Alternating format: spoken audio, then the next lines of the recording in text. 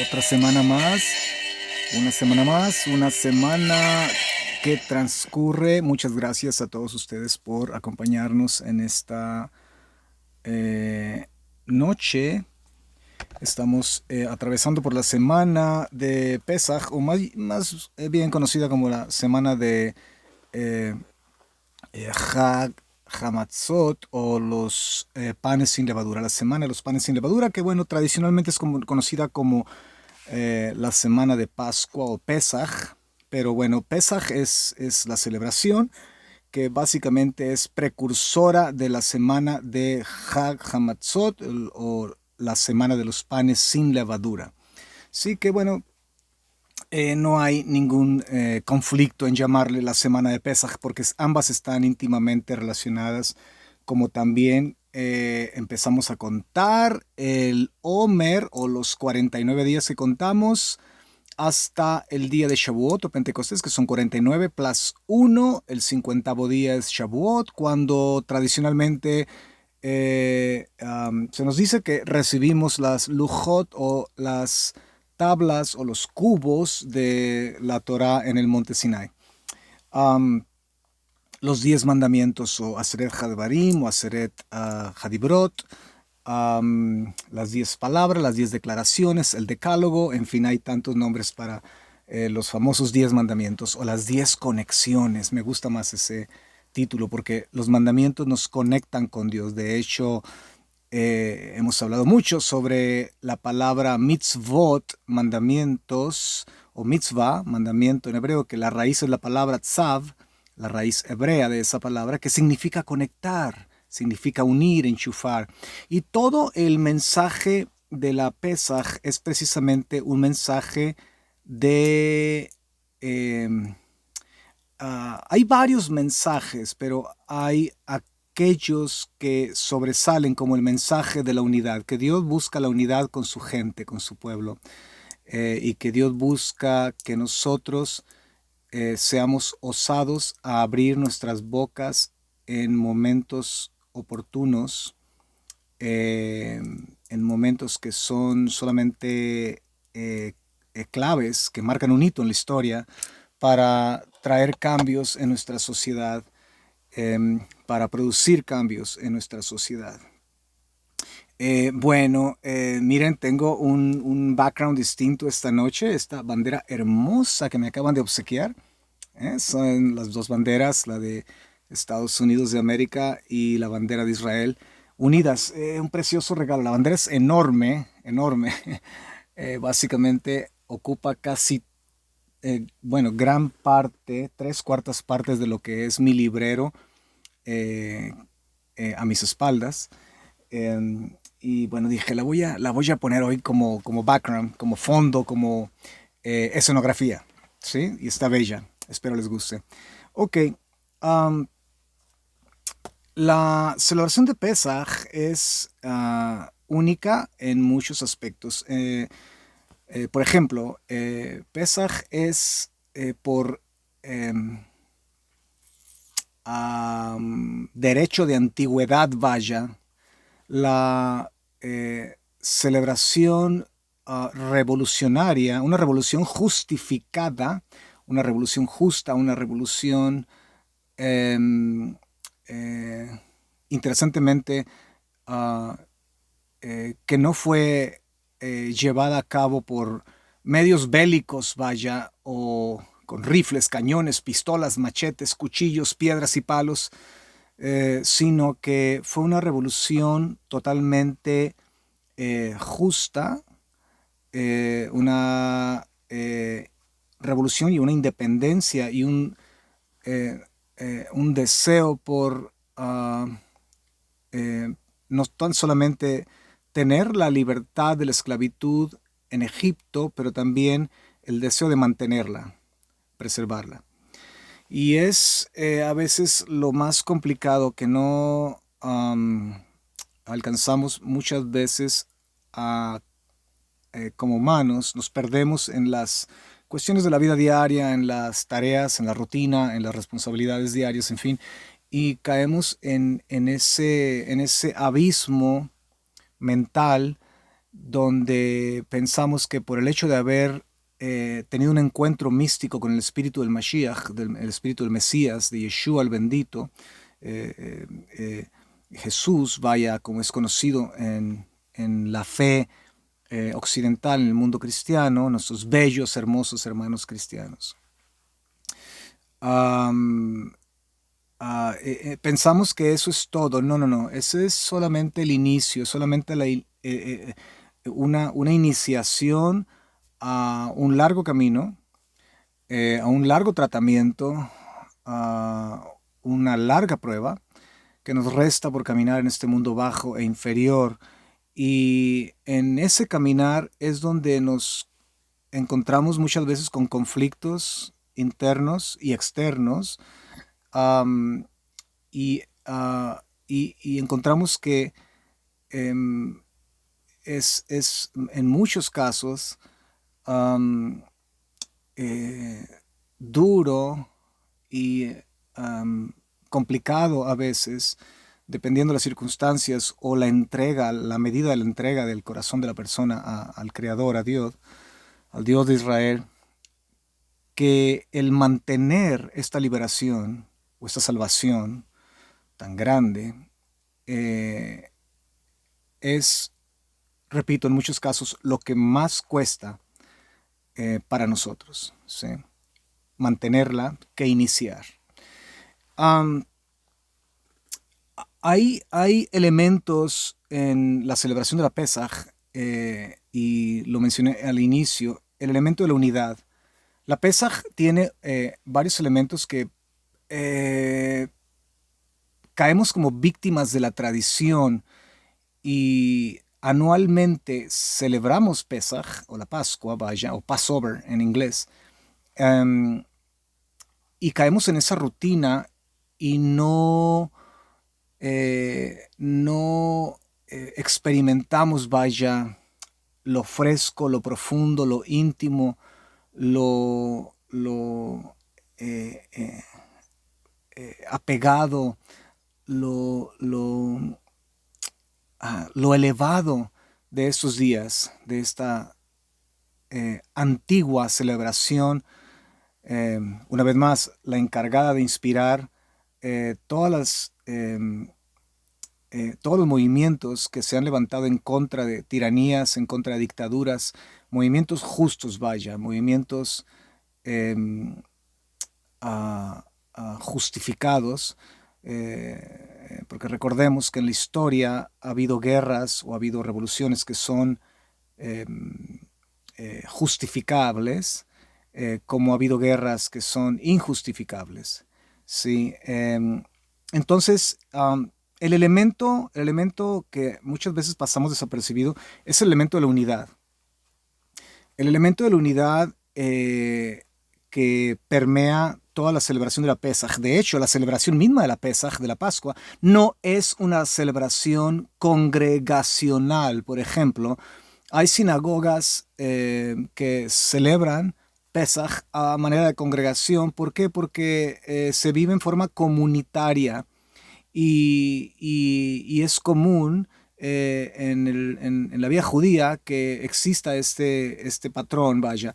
Pero realmente cuando tú examinas la Torá, el texto sagrado, la bendita Torá, te das cuenta que el mandamiento, el mitzvah que Dios da al pueblo de Israel es, dice, un cordero por familia, ¿sí? Entonces, lo que busca Dios es la unidad primeramente en la familia, porque la familia es lo que Él diseñó primeramente. Antes de que existiera Beit HaMikdash, templo, Mishkan, tabernáculo, antes de que existieran sinagogas, iglesias, vaya, eh, la institución más sagrada, de hecho la que debemos de proteger con la vida misma, es la institución de la familia. Es lo primero que Dios crea, lo primero que Dios funda, y es de hecho el deseo de Hashem, el deseo de Dios de tener una familia. Él ya tiene una familia celestial, estos querubines, serafines,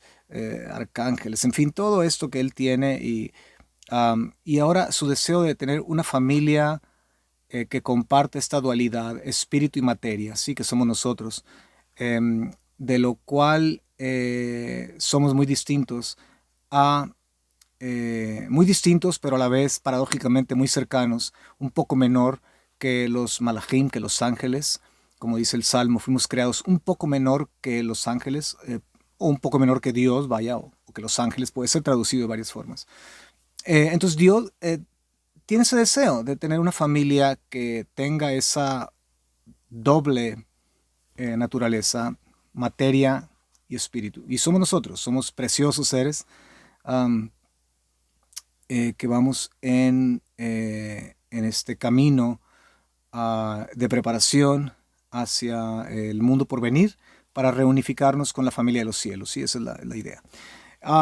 Entonces, la idea de Passover o Pesaj o Pascua es precisamente la unidad. No solamente la unidad de la familia, pero la unidad de la comunidad, la unidad del pueblo, la unidad de la nación, la unidad del planeta Tierra, en el reconocimiento de un solo Dios, un solo creador del universo, los cielos y la tierra, y reconocer que los dioses de las naciones son simplemente creados por Dios mismo, los cuales han sido, vaya, traicioneros, em, y que, y que solamente hay un Dios en el sentido de que solamente Dios, el Dios de Israel, es el que es creador y domina sobre todo y sobre todos.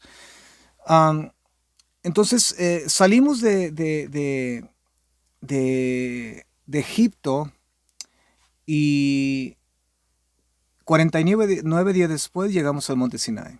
¿Sí? Se nos da 46 días y bueno, al 49º día y después al 50º día recibimos la experiencia de que un pedazo del cielo desciende a la tierra, Dios mismo desciende a la tierra, se manifiesta el monte Umea, en fin, 2,5 millones de testigos.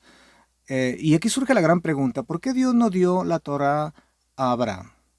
Porque Dios tuvo que esperar 400 años después de Abraham para dar su Torá, su legislación, vaya, dar sus decretos, dar su sabiduría, legislar todo lo que es moral, interesantemente porque ¿qué país legisla en una forma secular lo moral, verdad? Entonces, y bueno, hasta cierto punto existe moral legislada como el robo, obviamente, es un acto inmoral y es penado, ¿verdad? El asesinato, en fin. Pero realmente, en la manera en que Dios lo legisla en su Torah es totalmente distinto, elevado, los términos y las condiciones, las responsabilidades y privilegios de tener esta constitución sagrada, que es el texto sagrado, la bendita palabra de Dios, la Torah. Eh, Miren qué bello obsequio me dieron. Ese es otro obsequio. ¿Sí? Entonces es otro asunto, es hablar de otro tema definitivamente. Llegamos al monte Sinai y el deseo de Hashem, el deseo de Dios, es la unidad. ¿Sí? De hecho, se habla del monte Sinai, los profetas hacen una referencia a esa gran fiesta, ese gran matrimonio. Dios se casa con Israel, Moshe Rabbeinu es el mediador, vaya, o el ministro, ¿sí? Que oficia en esta gran boda, la gran constitución o la ketubá, vaya, el documento que se firma cuando se casan los novios en la boda judía, es la Torá, y ahí están los términos que el novio pone y dice que va a él mismo a estar sujeto a esos términos, si la mujer también está sujeta a esos términos, si la congregación de Israel está sujeta a esos términos, ¿no?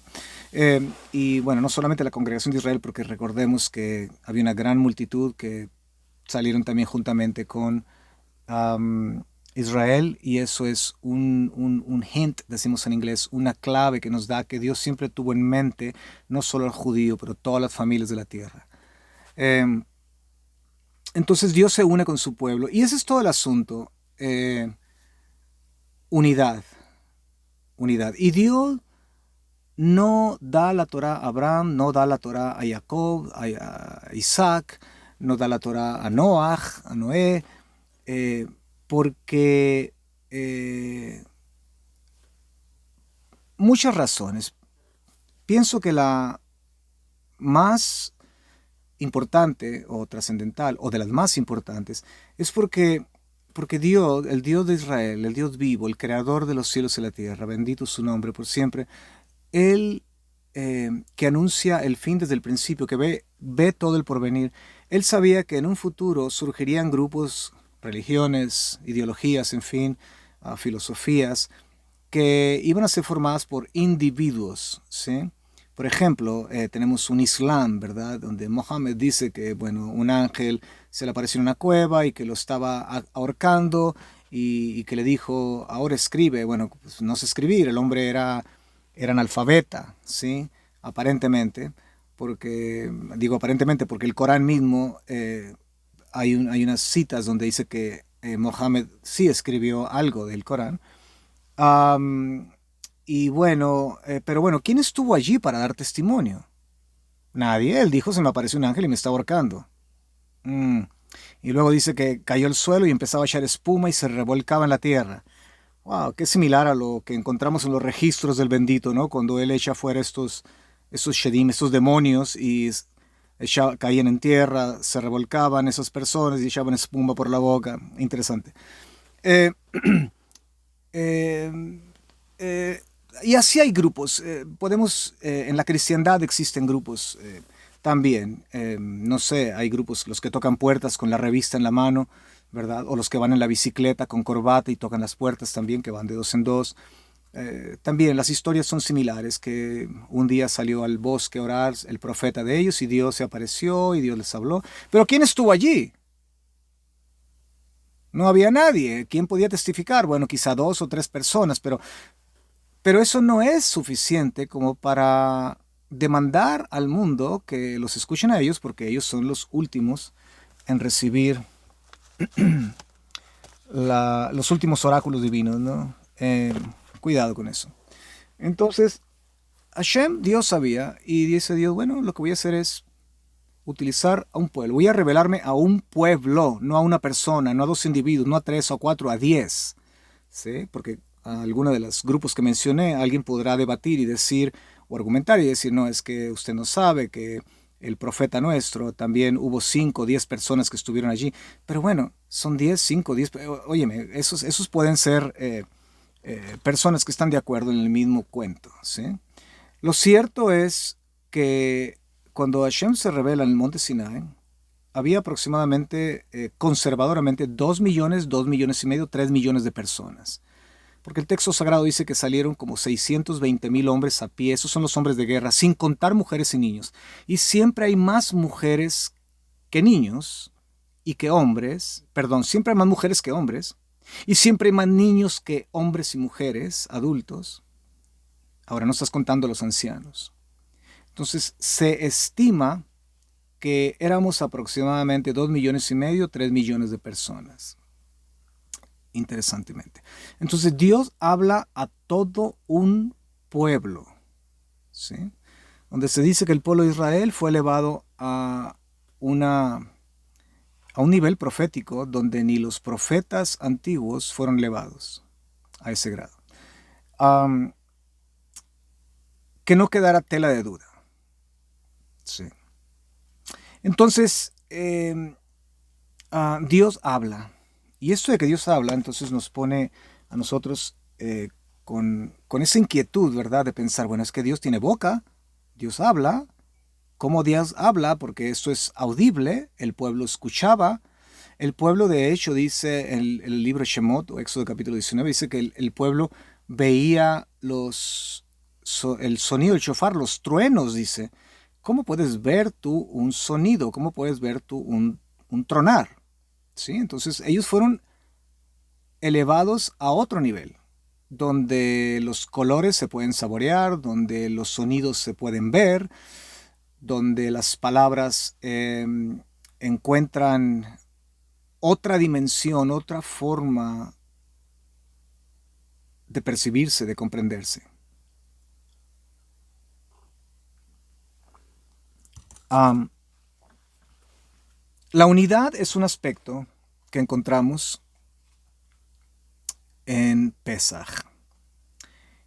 Y el aspecto del mensaje que nosotros debemos dar en esta unidad. El mensaje se da a través de la boca. Sí. Cuán hermosos son los pies de aquellos que anuncian las buenas noticias. El oráculo divino, la palabra de Dios, dice el profeta Isaías. Bueno, solo los pies, también la boca. Porque el que anuncia no es el pie. El pie nos lleva a determinado lugar, pero quien anuncia es la boca. Entonces, cuando un órgano trabaja, todos trabajan juntos, ¿sí? Entonces, pie es idiomático a un lenguaje, en este caso, una referencia a la boca, ¿sí? Captura mi atención el hecho de que Dios crea al hombre, y cuando Él crea al hombre, Él no tiene la intención de crear a un ser humano. Dios tiene la intención de crear a un ser espiritual humano. Eso es uno de mis conceptos favoritos que siempre martillo una y otra vez. Cuando tú estudias el texto sagrado, Dios no crea a un ser humano, Dios crea a un ser espiritual humano, para funcionar como un ser espiritual humano, ¿sí? Caemos en la rebeldía, empezamos a funcionar como meramente seres humanos, y es por eso que necesitamos nacer de lo alto, tener ese reencuentro nuevamente con el Espíritu de Dios a través de Yeshua el bendito, y regresar a esa conexión con lo divino, con el Padre, donde volvemos nosotros a ese estado edénico, a ese estado ideal, ¿sí? No utópico, porque es real y genuino, de convertirnos nuevamente en seres espirituales humanos y reiniciar de nuevo, ¿sí? Entonces tenemos esta tarea. Dios crea al hombre como un ser espiritual humano, pero lo crea como un ser espiritual humano hablante. Sí. Hablante. Entonces, algo único en el hombre. Yeah. Y usted dirá, bueno, la serpiente hablaba, y bueno, ese es otro tema que podemos discutir en otro tiempo, porque la serpiente del jardín del Edén no era meramente una serpiente como lo hemos entendido en la tradición, ¿sí? Este era un ser con un ser iluminado, brillante, ¿sí? Que se hacía llamar también Nahash. Pero bueno, Nahash es traducido como serpiente, y bueno, un tema por tocar en otro momento. Génesis es complejo. El lenguaje, los hebraísmos, el aspecto poético, los idiomas, los tipos, en fin. Entonces uno debe de ser extremadamente cauteloso como maneja Génesis 1 y aún Génesis 2 y 3. Otro tema por tocar, en fin. Pero bueno, seguimos con la idea de que Dios crea al hombre como un ser espiritual humano hablante, ¿sí? Una característica única del ser humano. Entonces, ¿por qué lo crea como un ser espiritual hablante? Bueno, porque Dios habla. Entonces, Dios habla, Dios es un ser, o el ser hablante. Dios dijo y todo fue hecho. Entonces, Dios crea al ser humano igual, con la habilidad y capacidad de articular ideas, pensamientos abstractos en el mundo del alma, del pensamiento, y con la habilidad de articular palabras. Palabras tienen poder, palabras tienen sustancia, palabras tienen significado. Sí, mucho que hablar sobre ese tema también. Entonces, de hecho, uno está en pie o cae por nuestras propias palabras.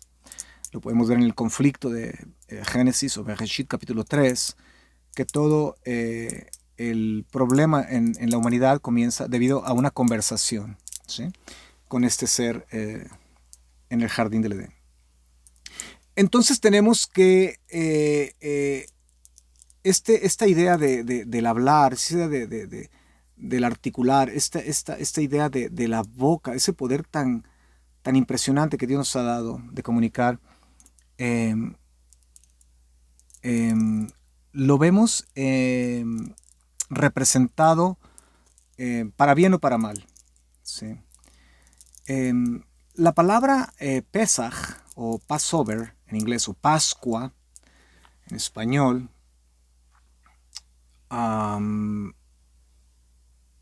significa, bueno, es tomada del capítulo 12 del libro de Éxodo, donde dice Dios, bueno, tomen un cordero, pongan la sangre en los dinteles y cuando yo pase, pasaré sobre la casa de todos aquellos donde yo vea la sangre.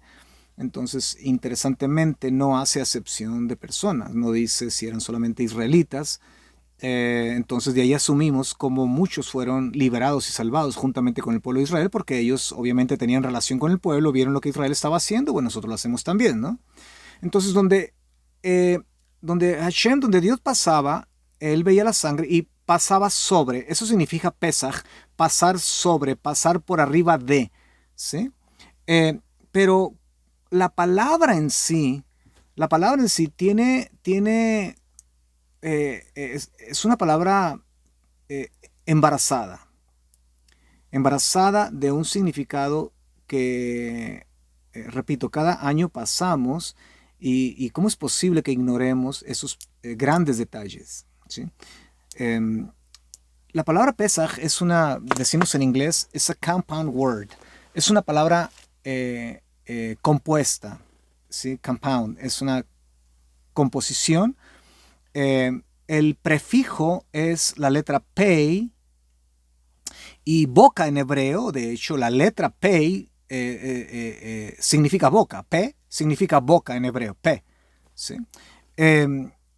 Y el sufijo, que es la última parte de la palabra, Pesach o Pascua, Saj significa, sija es como se dice en hebreo moderno, conversación, que viene de la palabra saj, ¿sí?, que significa conversar, platicar, hablar, chatear, decimos en Spanglish, ¿verdad? Significa básicamente mantener una conversación, pero también una conversación que va a ser transmitida a otros, ¿sí? Entonces, Pesach es básicamente etimológicamente hablando, vaya, es la composición de estas dos palabras. Pe, boca, saj, platicar, conversar, hablar, ¿sí? Y llama mi atención que Dios escoge un nombre para la gran misión de Pesach, para que este hombre vaya y abra su boca delante de Paro o Faraón y le diga, deja ir a mi gente, let my people go. ¿Sí? Cuando este individuo, y estamos hablando de Moisés, Moshe Rabbeinu, ese individuo, Moshe, el gran Moshe, nuestro primer gran maestro, nuestro primer gran rabino, lo primero que le dice a Hashem en Éxodo 3 es, pero óyeme, ¿cómo me mandas a mí si yo soy lento para hablar? Y, okay, miles de excusas decimos, ¿verdad? Lo cierto es que en las escrituras apostólicas, las escrituras hebreas apostólicas, Nuevo Testamento, hablan de Moshe como un hombre elocuente y ávido en palabras, ¿sí? Un hombre, todo un orador, todo un experto, ¿sí? Óyeme, el hombre fue creado en Egipto, en las grandes universidades de Egipto, tenía era un académico, el hombre, un escolar, ¿sí? Y lo que hacía a un líder en la antigüedad, particularmente un príncipe o un rey, era su habilidad de comunicar.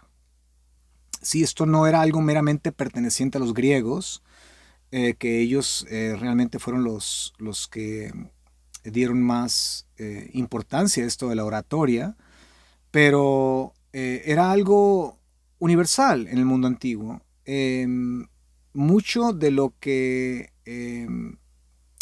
el pueblo creía de sus líderes era lo que escuchaban hablar de ellos, ¿sí? La manera en que expresaban, la manera en que utilizaban las palabras, las ideas, los conceptos.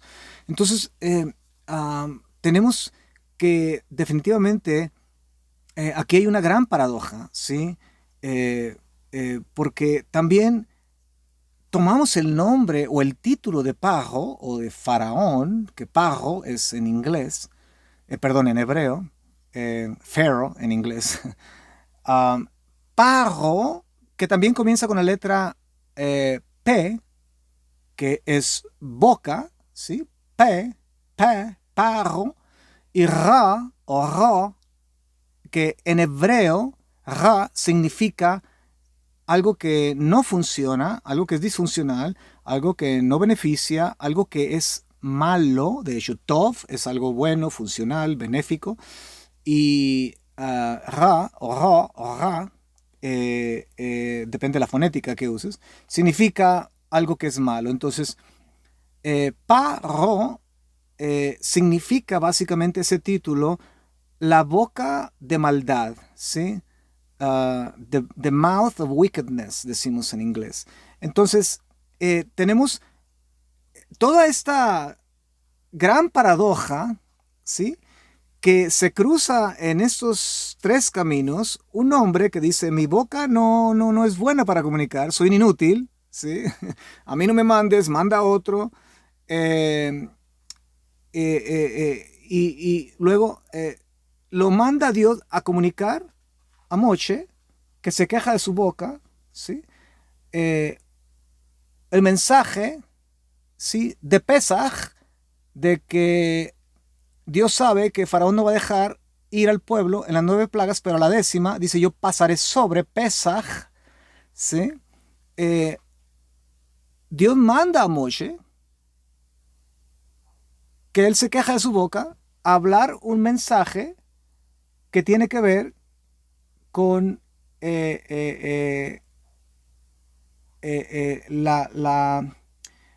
este tema, esta conversación, vaya, que va a ser transmitido de generación en generación a través de la boca, Pesaj, ¿sí? A un individuo que es un tirano, un perverso, un maldito, un desgraciado, eh, nada diferente a los líderes tiranos de hoy día, dictadores y demás, cuyo título es Paro, que significa boca de maldad. Entonces tenemos una guerra aquí de palabras en toda esta paradoja, ¿sí? En toda esta paradoja. El mensaje, una vez más, es un mensaje de unidad, pero un mensaje también que nos invita a abrir nuestras bocas en unidad donde quiera que nosotros veamos injusticia, tiranía, opresión, maldición, dolor, pena. El mensaje de Pesaj es un mensaje que nos invita a abrir nuestro entendimiento, al menos por esta época del año, y comprender que hay una forma de silencio que cuando nosotros callamos al ver tiranía, al ver injusticia, al ver opresión, esa forma de silencio le llamo yo un silencio profano. Hay una forma de silencio que es sagrada, ¿sí? Donde uno debe de permanecer callado cuando tiene que permanecer callado, por beneficio de otros, por el bien de otros, por protección de inocentes. Pero hay un silencio que es un silencio profano. que es un silencio pecador, un silencio que acarrea mal, destrucción, dolor, pena, miseria, tristeza. Y esa clase de silencio no se nos es permitida. El silencio profano. Todos los profetas murieron, la gran mayoría, precisamente porque abrían su boca en medio de la injusticia, en medio del dolor.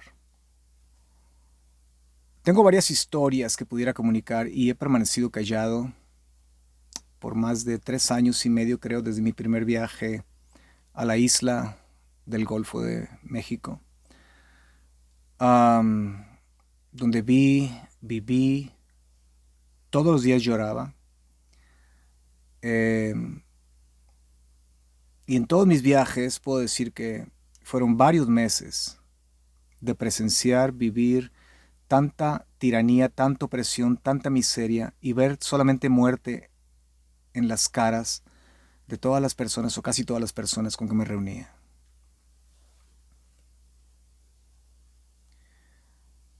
Pudiera contar varias historias, no lo puedo hacer, de hecho ningún video he podido subir de todos mis viajes debido a que tengo que preocuparme por el bien de las personas, de mis hermanos que permanecen en ese lugar, en ese país.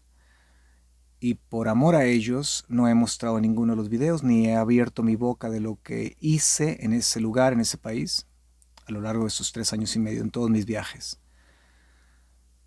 Pero aún sabiendo que yo podía ir a prisión, y de hecho estuve detenido varias veces, fui interrogado varias veces,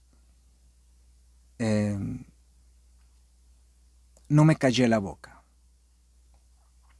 Y dije, si me tengo que quedar aquí, pues mi esposa va a tener que viajar y venir a verme en la prisión, pero en la prisión misma tampoco me voy a callar. Van a tener que cortar mi lengua, y si me cortan mi lengua, el mensaje lo doy por escrito en papel o en tierra, con mi dedo, me cortan mis dedos, escribo con mis codos, me cortan mis brazos, escribo con mis pies, me cortan mis pies, escribo con mi nariz, me cortan mi nariz. Pero a mí no me callan. Y yo abrí mi boca.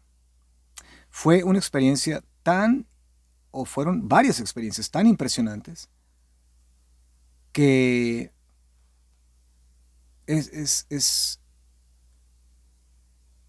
increíble cómo el poder de Dios puede operar en una situación tan temeraria, tan opresiva, tan terrible, tan intimidante, al punto de la tortura, pensar que quizá no ves a tus seres queridos, jamás. Pero es impresionante ese poder que Dios da de sentirte como un gigante, y es algo que no puedes contener cuando eres un hijo de la luz. Tienes que abrir tu boca y hablar. Y recuerdo que las 3 veces que estuve detenido en los diferentes viajes, no callé mi boca. O no me hicieron callar mi boca, porque si hubiera sido por mí, yo me quedo callado. El cielo estuvo presente en ese momento, en esos 3 momentos, impresionante. Entonces, ¿por qué vivimos en la sociedad en que vivimos? Bueno, porque hoy nos da miedo abrir la boca, particularmente de forma colectiva, decir algo que es verdadero, algo que es sagrado, que es toraico, que es bíblico, que es escritural, que es moral. La gente se intimida porque, bueno, después de todo no puedes ofender a Juanito y a Pedrito que se besan y quieren adoptar hijos, y quieren enseñar en las escuelas a nuestros hijos, y quieren legislar, y quieren hacer todo este tipo de cosas, ¿no? Si Juan y Pedro se besan allá, no me importa a mí. Ellos pueden hacer su vida un papalote, ¿sí? No me interesa. Yo no estoy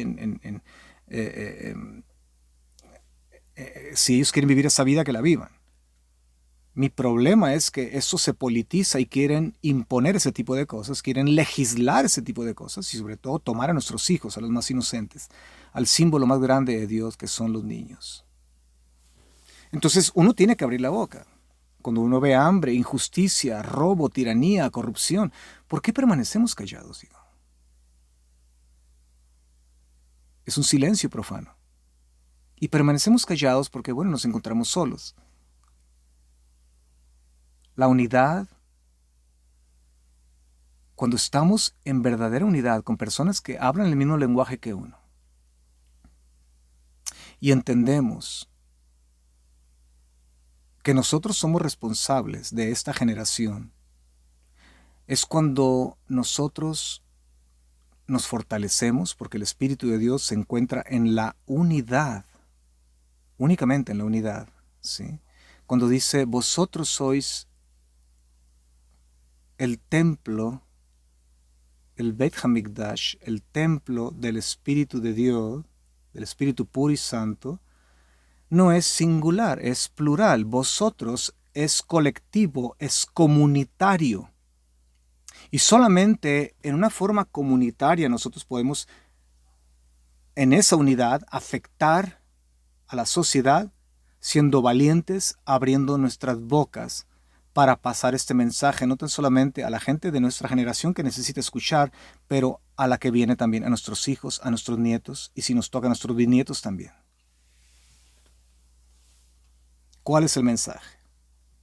El mensaje es que Dios mismo tiene un deseo por restablecer su reino, su reinado en este planeta, gústete o no te guste. Y que para eso Él tuvo que enviar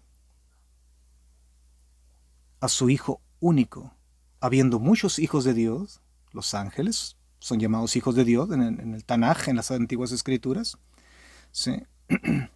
Pero el único Hijo de Dios, ¿ya? Resplandor misma de su imagen, sustancia misma divina de Él, Hashem el menor, ¿ya? Dios mismo, tomó forma humana y al tomar forma humana muere. Increíble, porque ese era el mensaje de Rabbi Shaul, de Pablo. No me propuse saber nada cuando fui a vosotros, señores de Corinto. No me propuse explicarles de Gamatria, de Kabbalah, de Zohar, del Midrash, de Talmud, de la Gemara, del Tanaíta. No me propuse hablarles de nada, sino a Yeshua, el Mesías, a este muerto, crucificado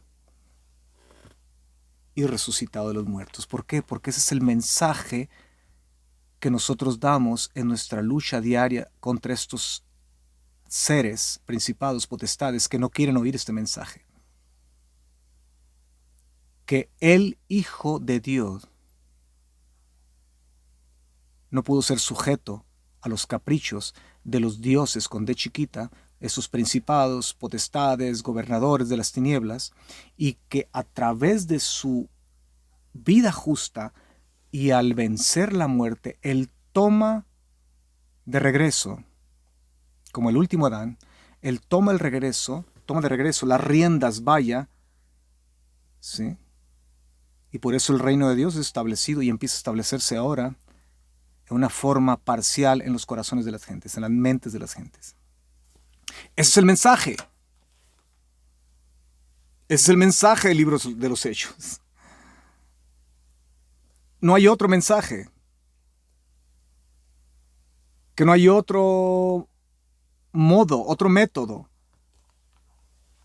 No hay meditación trascendental, no hay yoga, no hay Kabbalah oscura. No hay nada que nos pueda reconectar con Dios, sino aquel que murió y resucitó de los muertos. Yeshua el bendito. Aquel que quitó las llaves del imperio de la muerte a todos estos, no solo a Satán, pero a todos estos seres que cayeron juntamente con él.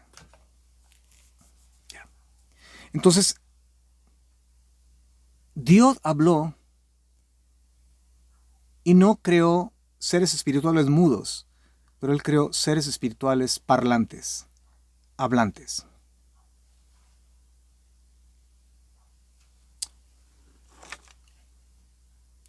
Dios continuó hablando por varios miles de años por medio de los profetas, los santos profetas. Y con eso concluyo.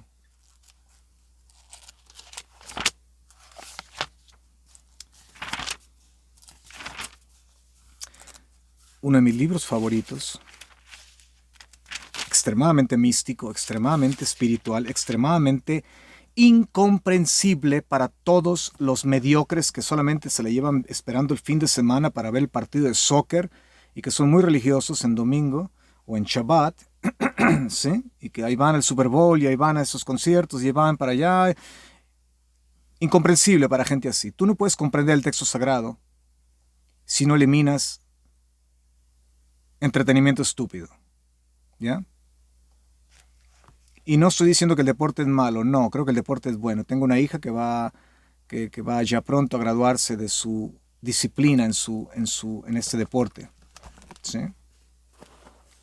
Pero esa no es su meta en su vida, eso no es todo, es un medio que ella va a utilizar para la meta que tiene en su vida. ¿Cuál es su meta? Influenciar a muchos con la luz del tesoro de la sabiduría divina. ¿Ya? Entonces, ojo, no estoy siendo radical en ese sentido, ¿sí? De que el deporte no hay que ir a ver un juego de soccer o de béisbol. No hablo de eso, estoy hablando de la gente fanática que pone más énfasis a una pelotita, ¿sí? Cada fin de semana y que no entiendan las escrituras. ¿Por qué no las entienden? Por eso. Simple.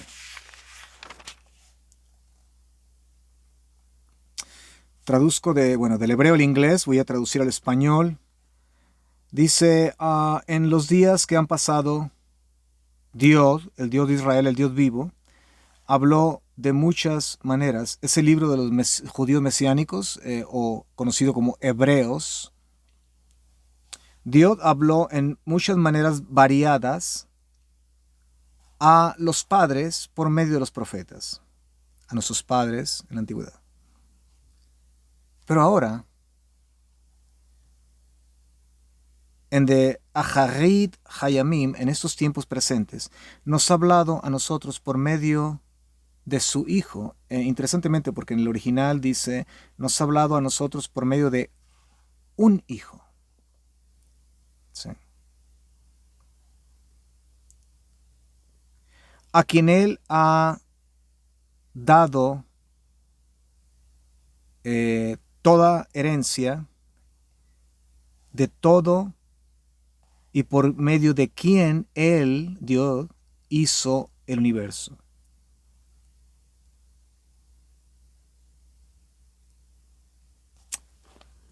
Qué linda traducción, dice. El Hijo de Dios, este Hijo,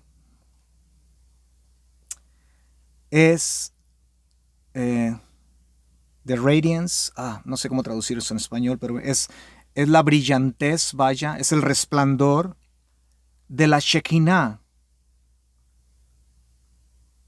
Él, el Hijo, es la misma expresión de la esencia de Dios. Wow, es una traducción bellísima, hermosa. Cuando leo en el original encuentro que esto es impresionantemente tan acertado. Y digo yo, ¿por qué las otras traducciones tan tradicionales no tradujeron de esta forma? Impresionante. Estoy traduciendo del Nuevo Testamento judío, ¿sí?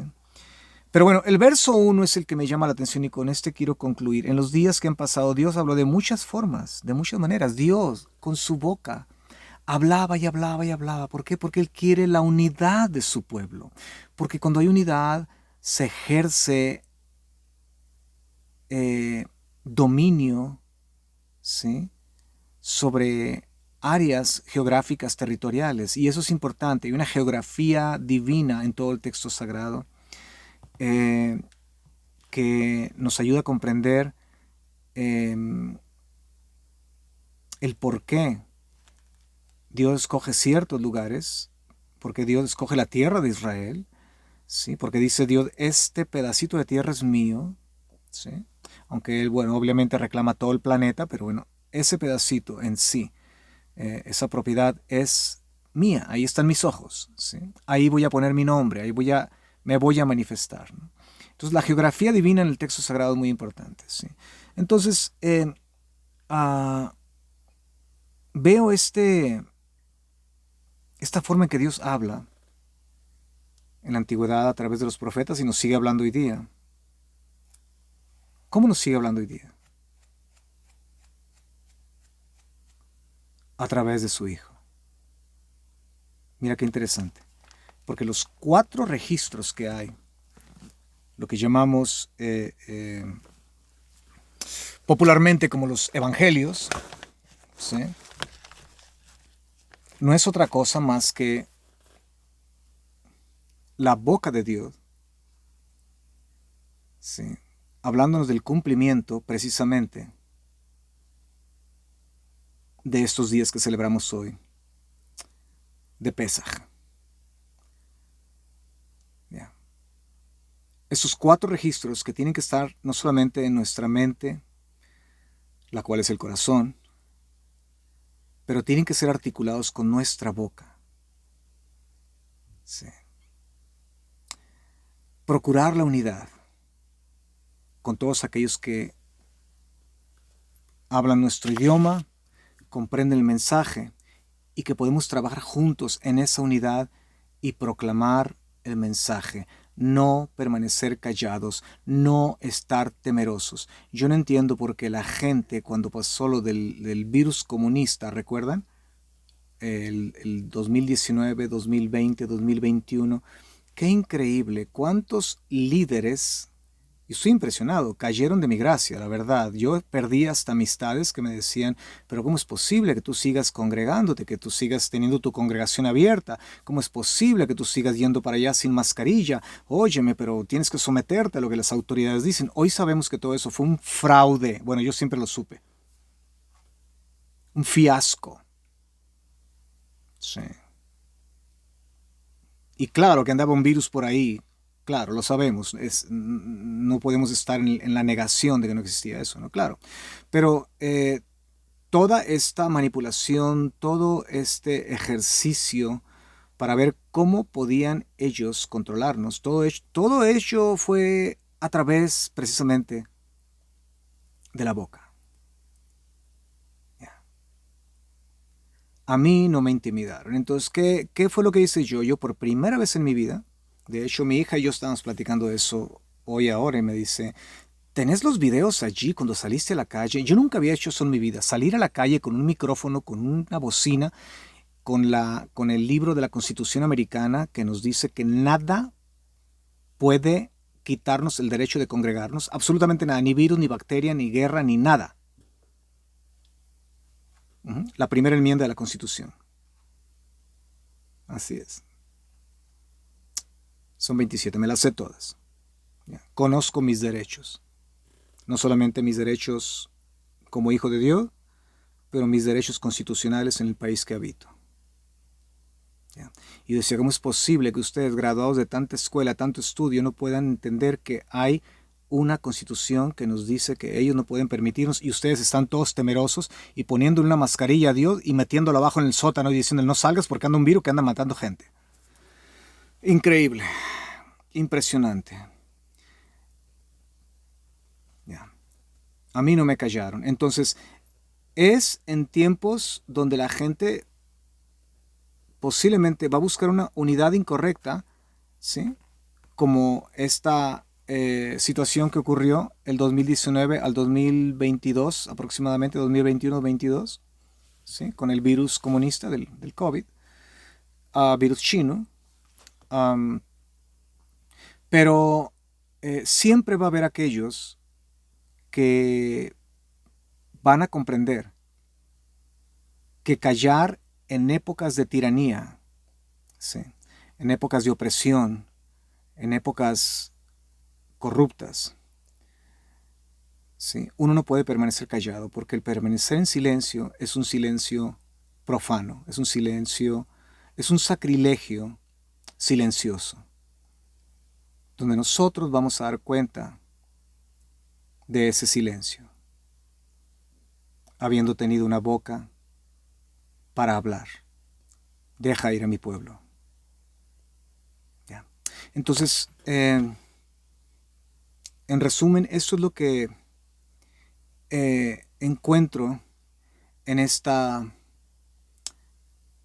meditación de nuestra celebración de Pesaj. Pesaj es mucho más que llevar a cabo el Seder, la gran cena, no comer pan con levadura en toda la semana, en fin, las oraciones y todo lo que hacemos.